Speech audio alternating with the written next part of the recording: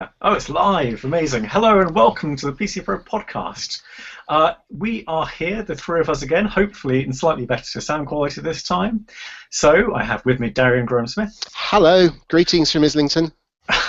Barry Collins, Good afternoon, good evening, I guess it is now, isn't it? What is it, 6:30? we've got a very confused section of people, and I'm Tim Danton, Editor-in-Chief of PC Pro, and we are here all headseted up this time, so theoretically that gives us better sound quality, but at roughly 6:29 my colleague said to me, you know what, I can't hear you so well, so it looks like we're still relying on the internal microphone of my PC, so if I sound a bit muffled, that's why. So we'll ignore that and crack on with the first story, which is Technology experts. which is with the well-microphoned Barry to talk about Facebook. Yes, so this is a story that's been rumbling on for the past week or so, and it concerns Facebook's news and those rather irritating trending stories that bubble up in your timeline. And it appears that they're not quite as neutral as you may have thought. According to a former member of staff or former editor who used to work at Facebook, who was talking to Gizmodo, the editorial team would routinely block conservative-based topics through some inherent bias within the Facebook editorial team, who it probably won't surprise anybody to learn leans towards the more liberal side of the fence. So surely it's all done by an algorithm by now. Well, no. So apparently not. Apparently this started in the days when there was the Ferguson riots, and Facebook took some flack because it was accused of not covering the story properly, and so they decided to move to some degree of human moderation, where an editorial team will be able to inject some big stories of the day into the pipe, basically. And so it seems to be Facebook's response is quite muddled on this, but it seems to be a combination of algorithm and humans who are able to inject those stories and seemingly remove them as well or block them. And so in some ways, Facebook is reflecting the more liberal bias of its editorial staff. But did you ever expect that Facebook would play straight with that trending box? Because I mean, we've known for a very long time that Facebook kind of meddles with what you see on your feed. So you don't see necessarily what you'd want to see. You see what Facebook want you to see to drive more engagement and make you use Facebook more. So is this a surprise? I don't think it's a surprise at all. In fact, about a year ago, I wrote a column about this for our dear PC Pro, and it was at the time that Apple News launched, and I made exactly the same point about Apple News, that nobody knows who is editing this content, whereas when we go and buy the Guardian or the Daily Mail or the Mirror, we've got a rough idea of their biases and their political allegiance. We don't. That's not so naked when it comes to Facebook, Apple, and Google. And when I actually started digging around and looked into Apple's political donations, it donated vastly more money to the Democrats than it had to the Republicans in the US. And so there is always that suspicion there that the companies have this, certainly in Facebook's case, huge ability to shift the news agenda, to highlight some positive stories for one party and accentuate the negative ones for another. And there's a real chance here of political interference, and that I think most people would be unaware of Facebook's inherent bias, or the fact that they're seemingly meddling with these trending stories. It's like an escalation of that phenomenon that was identified a couple of years ago, the bubble, where because you follow people who are like-minded and people sort of share things that they're interested in, and they dismiss and they avoid things that they're not interested in or which challenge them, pardon me, or which annoy them. That you sort of see you see increasingly social media posts, and I think search results as well, that reflect your own prejudices and your own interests. I don't know when Twitter switched to personalized trending lists. It just kind of one day I noticed, and I thought, there can't be that many people who are interested in, I don't know, Intel PCs and Arsenal for them to be, both up there in the trending list. And and at some point that had become just about me and maybe the people I follow. And so it's just that it seems like, as you say, maybe this has been going on for years. Maybe it's been going on since the internet was founded. But it seems like a further escalation of this now. Not only do we have to be aware of the censorship that we are kind of effectively bringing upon ourselves, but we have to be aware that we're basically outsourcing that decision to a non-neutral party.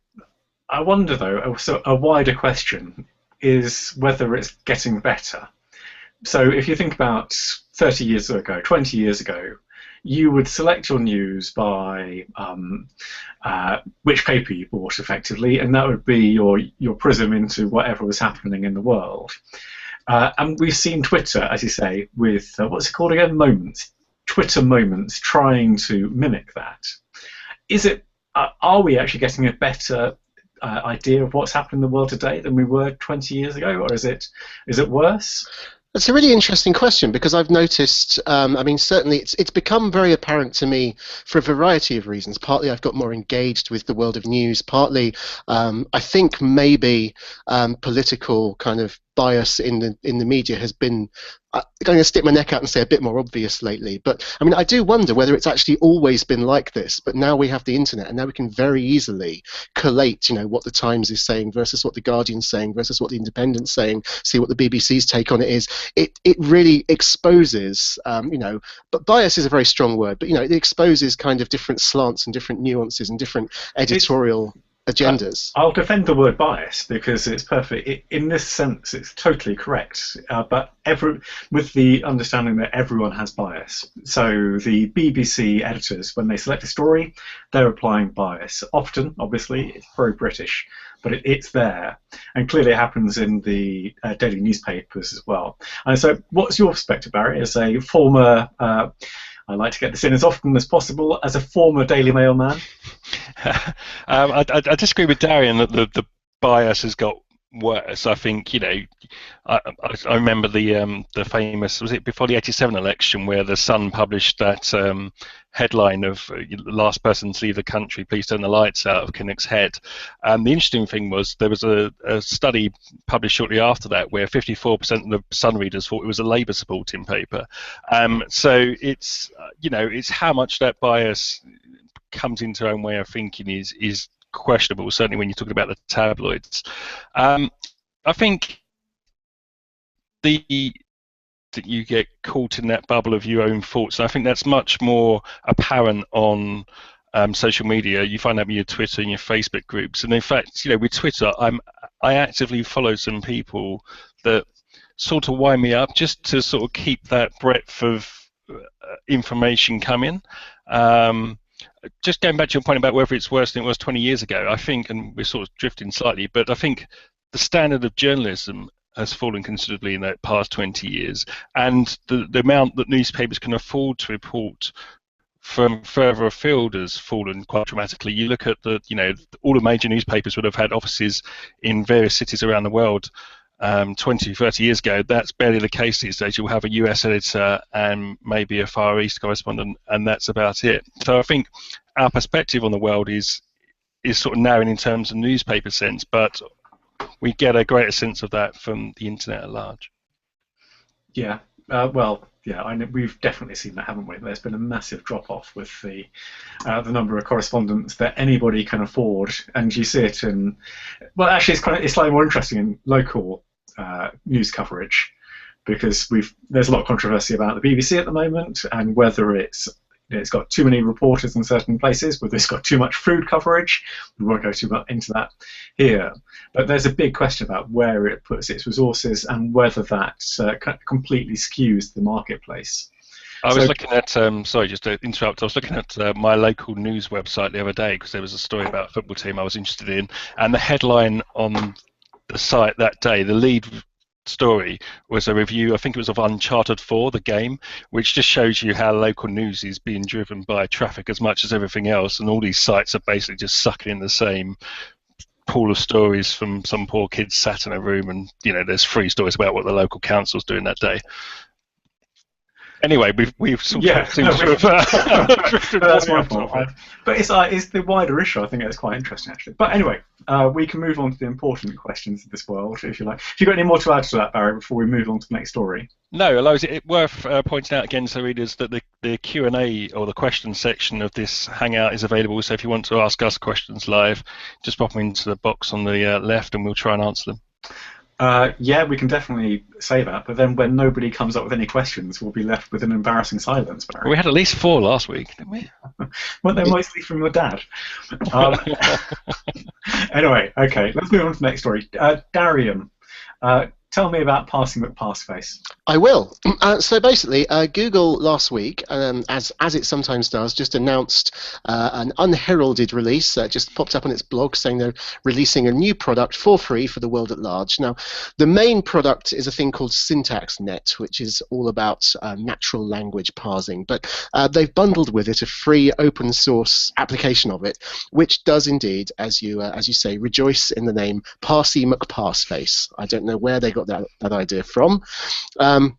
And basically what it is, it's an engine which parses English sentences, or I should say parses corpuses of English text, so you can feed it a book and it will do its best to come away with a machine comprehensible expression of what that means.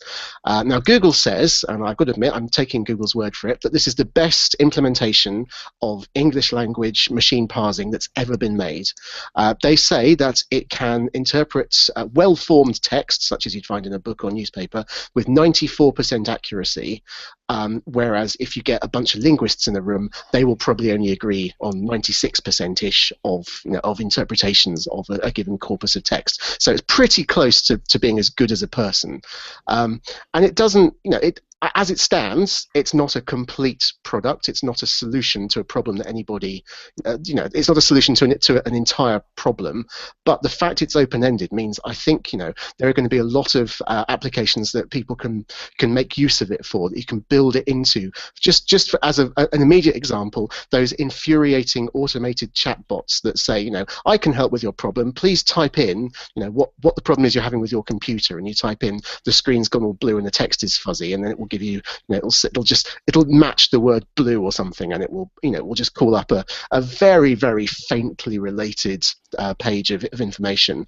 This should take us a big jump closer to being able to speak, because of course we've got Google Voice Recognition, other voice recognition systems available, to speak to a computer just as you'd speak to a person and get sensible results back. Well, there was that demonstration. I don't think it's necessarily new, but I saw it on Facebook this week, where this guy had invented a translator you put in your ear, and it would simultaneously translate what the other person was saying to you, and likewise, vice versa. And the example he gave is he met this amazing French girl and couldn't speak to her, but now, through the miracle of automatic translation, he is able to do so. These things are starting to appear. Have you used the Microsoft one, the Skype translator? I actually used it with a Spanish colleague a couple of months ago. When you say colleague, do you want to confess to anything here, Barry?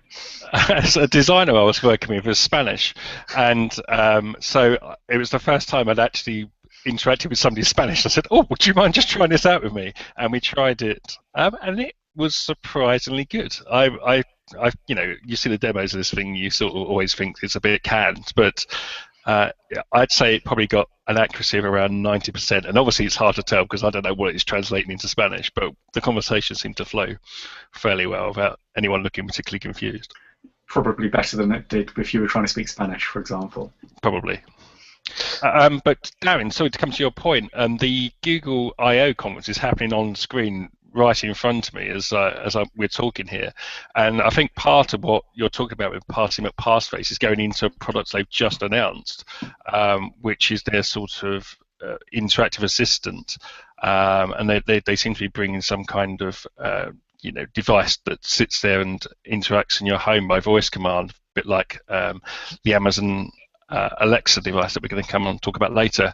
But I wonder if the two are linked, that that kind of passing information is designed for that kind of device.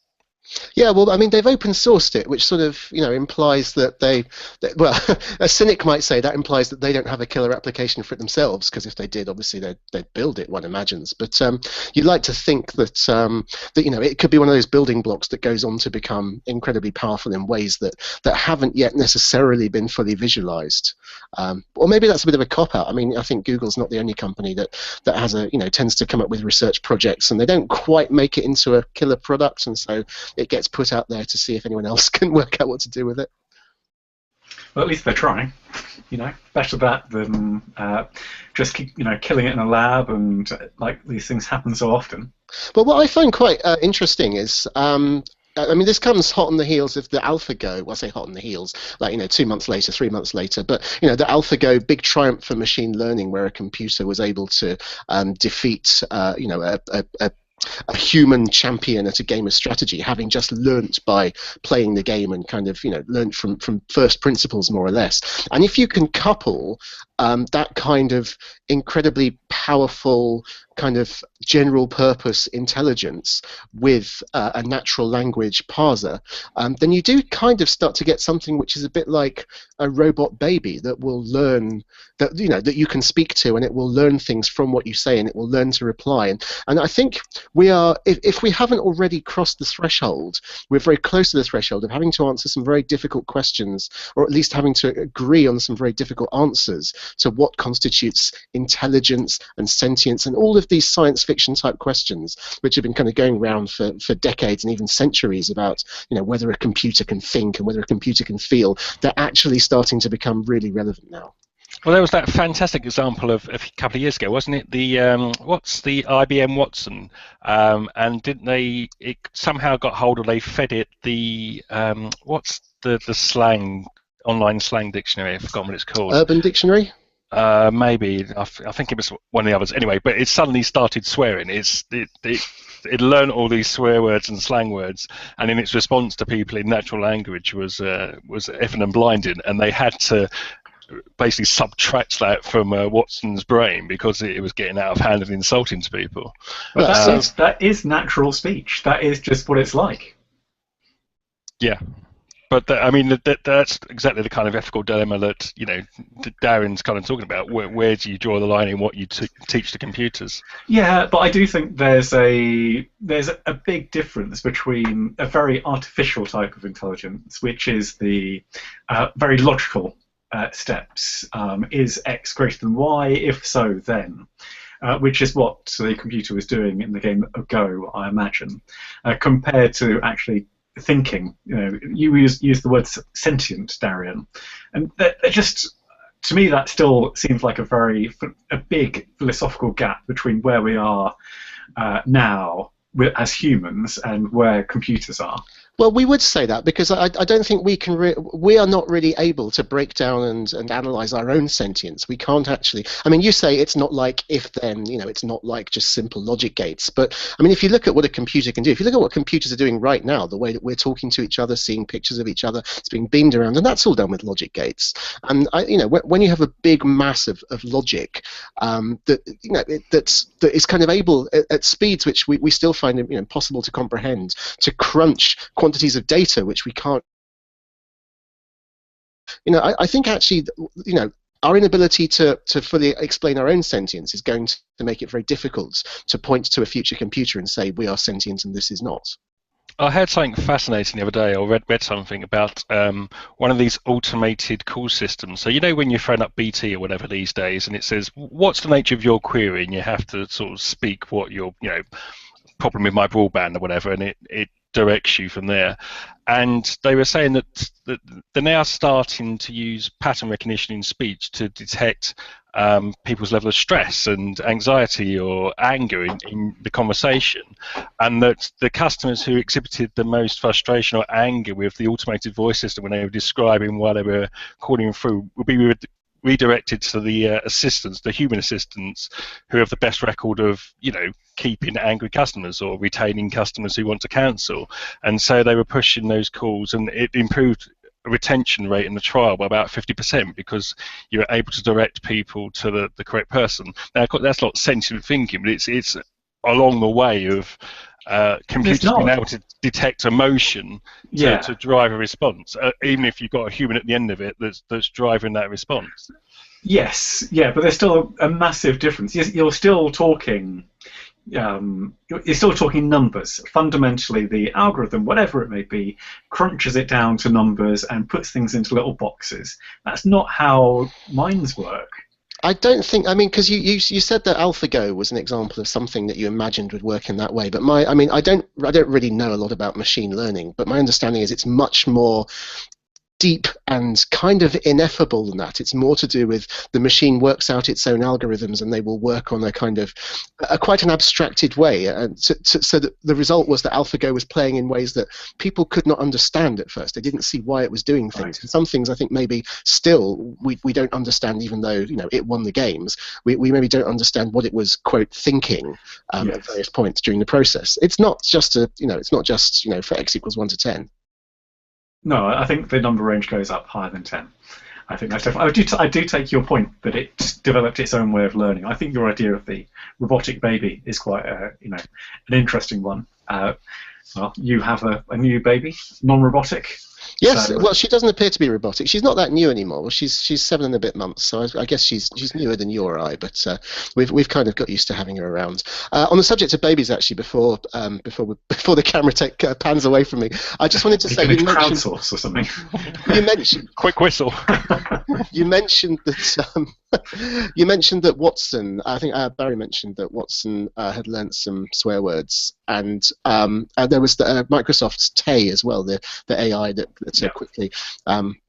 quickly started saying some rather started sounding like Ken Livingstone actually, and then got taken offline quite rapidly.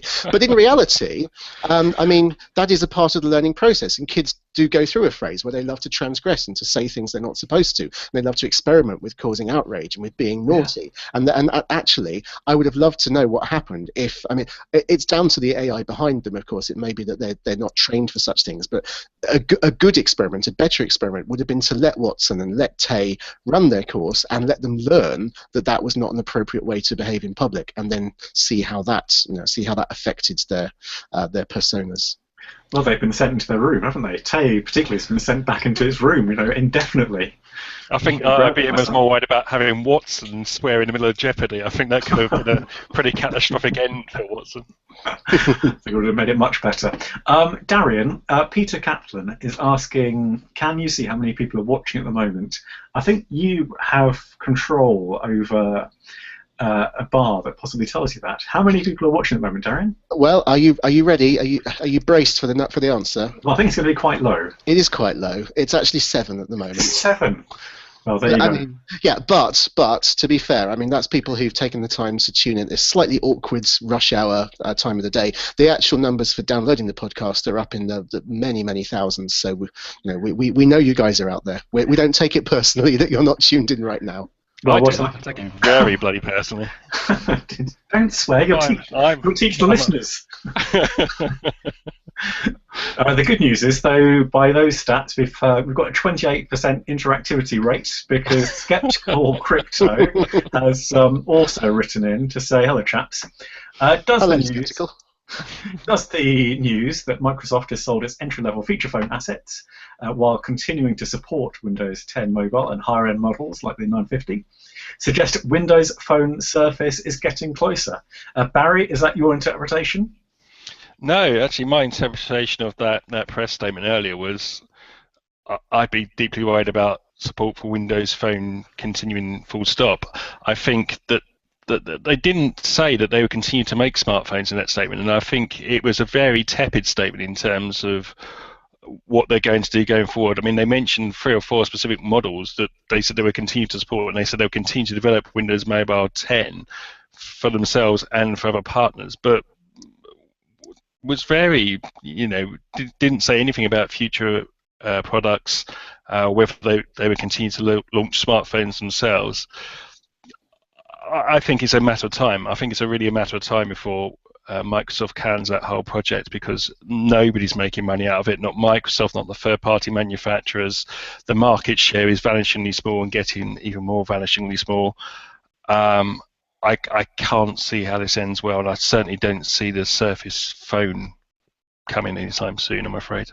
It's a bit weird because I mean there was a whole top to bottom strategy which was kind of pinned, which was founded on the new app, the universal app framework, and getting people onto that and making the store a big and successful and profitable thing.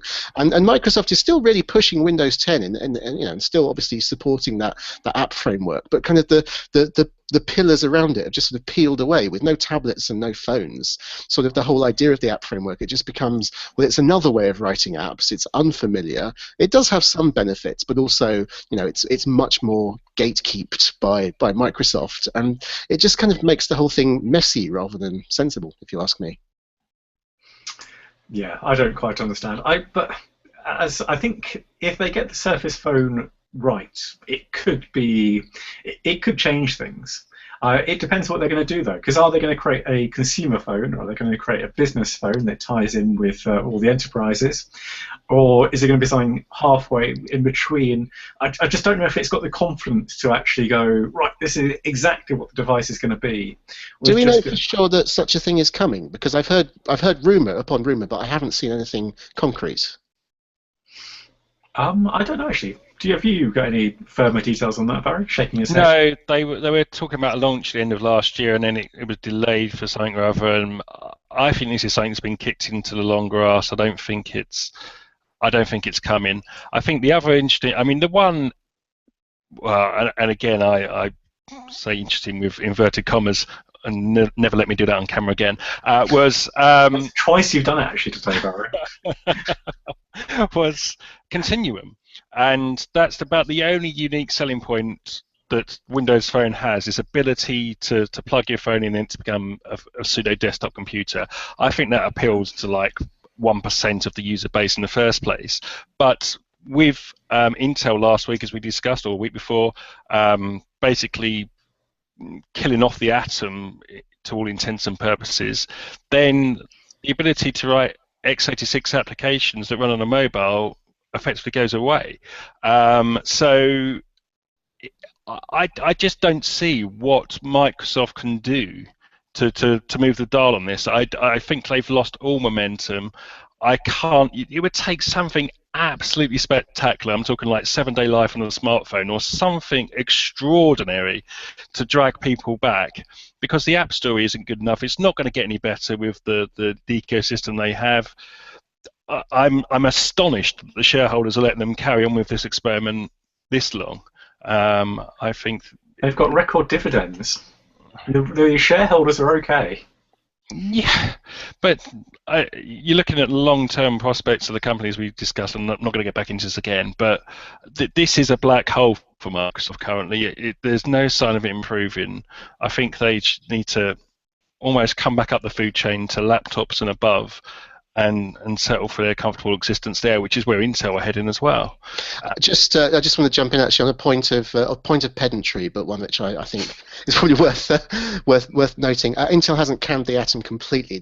Atom was always a core which would come along in a variety of SKUs, as they say, a variety of models, some of which were aimed at smartphones and tablets, and other more beefy ones which were what do they call them? What do they call those Windowsy netbook things now? Cloud books, those kind of things. Those latter sorts of Atom, the cloud booky ones, will still exist. It's the ones specifically for smartphones and tablets which have been canned. So a clearer statement, you could not have asked for, really.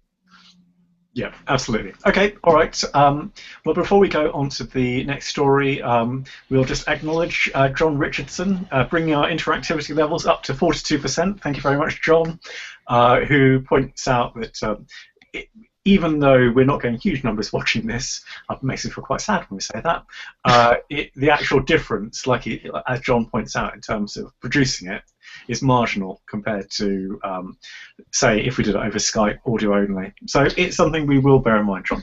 Well, it's great to have this interactivity, and I should just mention that now we're being interactive. We've actually seen a 28% boost in our listener number, in our viewer numbers. We've got 9 viewers now. They're flocking towards the podcast. They are. They've heard about it. We're making Windows Mobile look popular. I think actually that is quite interesting. As I said at the start of last week's podcast, this is a bit of an experiment still, and so we are looking to see what happens, and we're not kind of absolutely committed to Hangouts. But I do like the fact that people can ask us questions as we go along. And everyone's been very nice so far as well, which is another reason to stay. Right, Barry, next story is about, well, you alluded to it earlier, Alexa. Yeah, so this is a report that came out. Alexa, if you don't know, is Amazon's version of Siri or Cortana. It's their sort of voice-driven assistant, and it came originally in the Echo speaker that was launched in the US. I think it was last year or maybe late 2014, but it's sort of like a cone-shaped speaker. That's a cone shape for people on the video. This is why you should be watching a video. And so it basically allows you to play music, do the usual stuff. But for some reason, it seems to have done particularly well in America. They've sold around 3 million Alexa-powered speakers, and late last year or early this year, they introduced 2 other versions of the voice assistant products, one called the Amazon Tap and one called the Echo Dot, which is a tiny little puck-shaped speaker that basically allows you to put this voice capability in every room. Now, I've written in the past that I thought Echo was a bit of a busted flush, but it really appears to be catching on, and it's the one bit of smart home technology that actually appears to be gaining some momentum, to the point where Google itself appears to be at this very moment launching a rival. And I guess it was just in some ways a conversation about what do we think is driving this for Amazon in particular, because from what I can make out, it's not necessarily the strength of the voice product. It's meant to be very good, but no better or worse than Siri, Cortana, Google Now.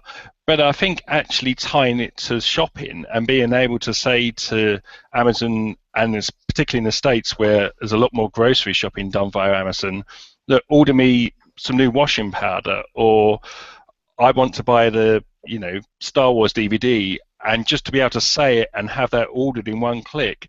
Maybe Amazon has stumbled upon is perhaps not giving it due credit, but that shopping is the killer application for these home voice automated systems, whereas things like playing music and whatever haven't really caught on.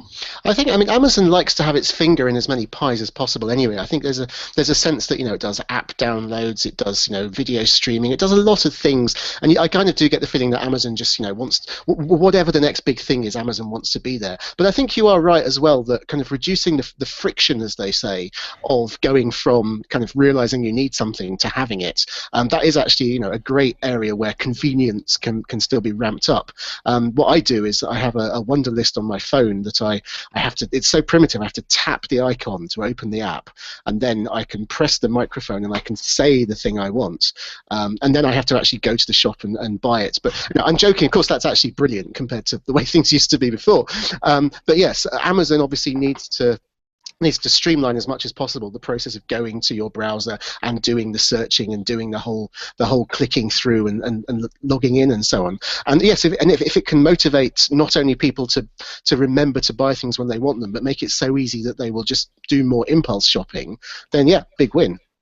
Yeah, and do you remember that? I can't remember what they're called. I think they're called dash buttons, but I might be wrong. But you basically stick them on a fridge, and they're product specific. So if you run out of washing powder or dog food, you just press that button, and then it's automatically ordered via Amazon. I think that Amazon has become very, very clever at that, as you say, reducing the friction to place an order. And with Prime, everybody's got, subscribers have got next day delivery for free. Again, this whole model of a sort of seamless shopping experience, which you're now paying £79 a year for, by the way, where you're basically ordering everything via Amazon because it's just the sheer convenience of it. I mean, I keep meaning to tot up how much I've spent on Amazon over the past year, and I'm sort of terrified to know the answer. But I think if I look at my shopping habits over the last 5 years, I suspect the pendulum was swung from almost 80-90% Tesco back to almost 50-50 between Amazon and Tesco is literally about 100 yards from my door here. because it is just so convenient, especially with Prime, which we had for the first time last year, just to say, yeah, I'll have that, and it's here the next day, and I don't have to even walk over the road and get my shoes wet. That is important. And what Amazon does very cleverly as well is it just layers everything. So you have the music service, and maybe you just use that occasionally, but it's always there in the background. You've got the instant video service, which again, maybe you're not using all the time, but you do use it. You've got, like you say, the free next day delivery, which people use a lot of the time. That's kind of the heart of what Amazon is. And now you're getting all these extra little things like these. I think they announced it this week, didn't they? The premium Amazon, I can't remember what it is, but Amazon Coffee. So it had some crazy name, but very high-end coffee that they're talking about that will be sold to Amazon Prime subscribers. So they're also turning it into a bit of a club. So they're very canny. Yeah. Sorry, go on now. I was just going to say, I mean, it's interesting that you mentioned coffee, because, I mean, the one thing, just anecdotally, me and my friends and family, the one thing that we never buy from Amazon is groceries. That's the thing that they need to break, as far as I'm concerned. If they can get that, then they've won. Then it's game over for the high streets. But for some reason, I guess partly because when I realise I'm out of milk, I don't want to even wait a day for a delivery. That's not what we do. Here in inner London, we do have Amazon Prime now, but I'd rather walk down the street than pay for 3-hour delivery. So yeah, I don't think it's going to. I'd be surprised, well, in the short term, whether Amazon picks up that kind of business. But what it is incredibly good at is you can order subscriptions. So we've just got a dog last month, and you can get it on Amazon. Yeah, that would be cool, wouldn't it? But you can get the dog food ordered on subscription. So you get 24 packs, and it comes every 3 or 4 weeks. And because the bulk pricing is that much better than the supermarkets, and that's the kind of thing I don't want to go over even 100 yards over to Tesco and lug back 24 cans of dog food, but it's going to arrive at my door the next day to a schedule where I know is just at the time we're going to run out of dog food. That's perfect. And so I think they are getting, like you say, very canny at this stuff. I also think they're beginning to turn the screw. For years, Amazon have operated on this very low margin, stack them high, sell them cheap kind of business. But now with things like Prime, I don't know if you saw recently, but they started making products, certain games and DVDs that are now only available to Prime members, trying to get more and more people involved into this £79 a year club. And I suspect if you look at the amount of people who are paying for Prime and how much they're actually saving on delivery, I suspect in many cases it's marginal. It's a bit like the old phone thing where you end up paying for 5,000 minutes a month even though you only ever use 300. I suspect there's quite a lot of that goes on with Prime because just mentally people think it's just it takes away that cost of delivery. But I always made sure that I spoke to people for 5,000 minutes. They may not want to do, but I was getting every bit of value from that. Okay, we could probably talk about this forever, so let's not. We'll just go, before we come to, well, actually this ties in quite well because Skeptical Crypto asks, the big question is, will we be seeing a return of Hot Hardware of the Week, maybe even with a viewer vote via the comments? Well, I don't know what you're going to think about this. May I call you Skeptical or Skept? I don't know. But I don't know what you're going to think about this, but I am going to share with you a kind of a virtual Hot Hardware because what's difficult is we don't all three of us have the product in our hands to talk about. So when we were all in the studio, you could look at it and pass it around, and it's kind of easy. So we, again, experimenting. This is something that Barry spotted actually earlier, and it is the Pillar Hub. So what I'm going to do now is share my screen. It's going to be very exciting for all of you. So let's share that now. And so this is the Pillar Hub. So I'm going to try and play a bit of the video. Ah, that's not the video, that's me. Tim, say something. So okay, can you see me? Can you see this? Okay, so I don't know if you can see this, but this chap is walking up to a man sitting at his sofa with a laptop in front of him. And the purpose of it is to add 2 extra screens to your laptop. So I'm in the situation quite a bit, which is why it appeals to me. I don't know whether you guys are as well. But where I'm sitting in a coffee shop, or just I've gone into London for whatever reason, or some random place, or in a hotel room, and I only have my little 11.6-inch screen on my laptop, actually it's 13 inch, but anyway, only a little screen on my laptop. On those occasions, I want to have a it's nice to have that extended desktop experience. So what PillarHub is doing is they're offering either a 720p screen for $99, or they are offering a higher resolution screen for, I think it's $149. It's something like that anyway. And I don't know. I think this is a great idea, and to me, that is, I'm going to say, I think that's a hot product. Tim, I think the video cut out just before we got to see how the screens actually connect. But can you describe how the screens are sort of stored within the laptop and how they connect to it? Well, I can. What happens is they actually draw the power. The key, one of the key things is that they draw the power from your laptop. So they hook via your USB, or either USB 3 or USB-C ports, and then they kind of have this support system. So if you've got ports on either side of your laptop, then think of these like great big ears to the side of your laptop's face, and they've got little stands that keep them up. So it is like a proper free-screen experience. And do they dock into the laptop, or are they just sort of separate screens that you have to carry about in your bag? You've got to carry them about in your bag. They probably have some sort of very clever way to carry them, but maybe they fold together to form a protective kind of system. But obviously, when your clamshell laptop closes, there's no space in there for two extra big screens. Yeah. So it's not a perfect situation like that, but it does mean that if you, particularly, for example, if you've got one of those cases that you're carrying around with you, if you're traveling to a different country, it'll be easy enough to stick these two laptops in and add a keyboard, add a mouse, and you effectively, with the processor inside a modern laptop, you've got exactly the same amount of power as you do with a proper PC. And this is a Kickstarter project, yeah? This is a Kickstarter project. So they were looking for, I think it's $25,000. I think they got to $50,000 already. So all the original offers have gone, but you can still place your orders if you wish to. So they're on $58,000 on a $25,000 goal, 40 days to go. And if you go to pillarhub.com or search for PillarHub Kickstarter, then you'll be able to go straight to the page. I don't know about this one. Jumping to me. Sorry, I don't know why it keeps coming to me. I'm not doing anything. It's just Google. It's the computers are taking over, Darian. Essentially, they just want to hear what you say. They've got the most interesting person. I saw on this one. I can't quite work out whether I'd actually use it. I mean, when I used to come into the PC Pro office with my laptop, I would use my iPad as an external screen, mainly for keeping a Twitter window open, if I'm being brutally honest.